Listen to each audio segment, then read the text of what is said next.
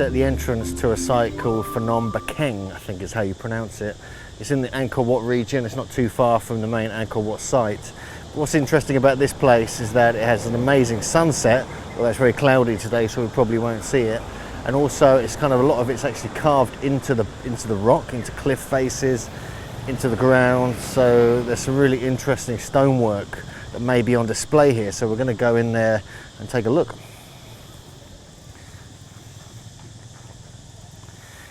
So immediately at the entrance we see one megalithic block which has got curved carvings around the edges, and this leads up to the temple, which is like on a mountaintop really.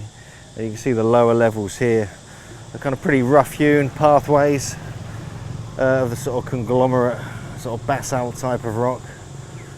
And then there's two ways up. There's a way over there which the elephants go, which that's much later in the day, and the pedestrian way over here. So let's just have a quick look around here, because you never know what you're going to find until you actually investigate yourself. So on our way up to the main temple site, about halfway up, you can just see a view of Baksay Chamkrong, which is the Mayan looking temple that we visited the other day. We climbed to the top of. This is the one that looks very much like Tikal. So it's interesting that these two sites must be connected, and this is just really just over the road, half a mile or so away from the main Angkor Wat temple. So we've just come up the path here, but look, here is another entrance to the Great Pyramid Temple with some lions again guarding the second entrance. There's obviously four edges to this kind of pyramid here, and that's the way up to the pyramid there. You can just see the steps. And obviously they're very worn out, so obviously we can't go up there at the moment, but we can get around this way. This looks like another side of the pyramid. We're getting very close to the top now.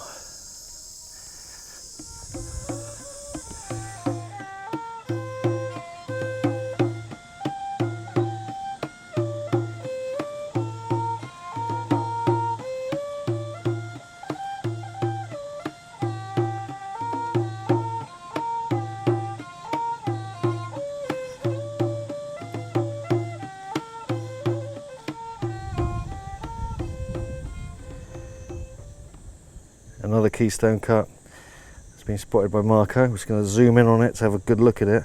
It does look like the classic kind of axe heads, yep, on both sides of the stone as well, suggesting this was certainly a technique, a technology they once used here all around this site and many of the other sites obviously too.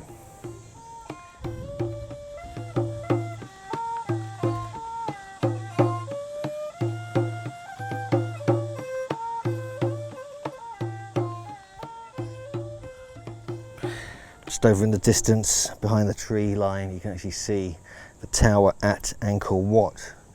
And a lot of people come up here for the sunset, because it's sort of sunset happens behind the actual temple over there. But it's very interesting because there was a suggestion that this could have been deliberately built to align to it. So it could have had all these temples could have geodetic principles in their layout, in their construction, in their location.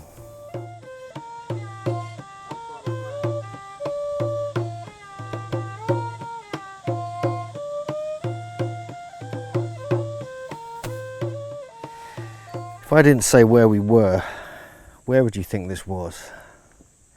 To me and to Marco, it really does look like it's just simply from Pumapunku or Tiwanaku. But actually we're here at a temple very close to Angkor Wat in Cambodia. We have the precision carvings, we have what looks like the Inca cross, the Chicana cross. We have mortise and tenon joints, polygonal walls throughout the temples, and all these rough-hewn megalithic blocks, some with precision engineered angles and cuts.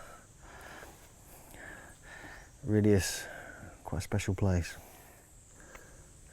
So this bit of stone here is very interesting, just at the base of the main temple, and it looks like the Andean cross here in Cambodia. It's an unusual symbol to see. I've never seen this here. And there's some other intricate stoneworking technology right next to it. So it does suggest, however old this is, they were very, very good at what they did. They really could work with stone to a high degree of precision. Just sort of walking through the sort of field of stonework here. It's been dumped. But you can see the kind of curving on it, the quality. This is not dissimilar to what you find at Tiwanaku in Bolivia. Very interesting.